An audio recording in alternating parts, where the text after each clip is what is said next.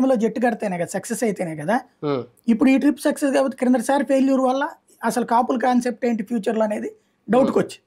అట్లాంటిది ఈ ట్రిప్ ఏంటి, తెలుగుదేశం కంటే కూడా జనసేన ఫుల్ ప్లెడ్జ్డ్ విజయం సాధించి పార్లమెంట్ స్థానాలు 2 కొట్టేసింది, ఎమ్మెల్యే స్థానాలు ఫుల్ కొట్టేసింది. 100% విన్నింగ్. 100% విన్నింగ్ అంటే కసి కాపుల్లో అంత ఉంది. అదే అంటున్నాను. ఇప్పుడు కాపులకి ఆ విధమైనటువంటిది ఇది ఇవ్వడం వలన ఇప్పుడు రేపు పొద్దున బార్గెనింగ్ చేసుకుని సీఎం సీట్ తీసుకోవచ్చు.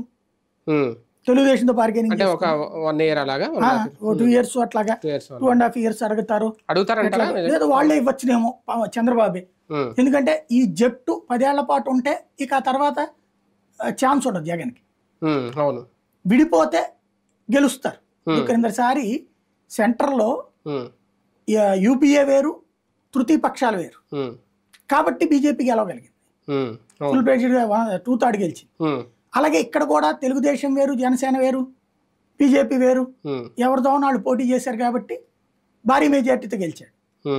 ఇప్పుడు అక్కడ జట్టు కట్టేసి కంటిన్యూగా ఉన్నారనుకోండి, 2014 జట్టు 2019 దాకా కంటిన్యూ అయ్యి ఉంటే జగన్ అప్పటికే అవకాశం ఉండేది కాదు. ఇప్పుడు ఈ జట్టుని వదలడు చంద్రబాబు కూడా. అప్పుడు ఖచ్చితంగా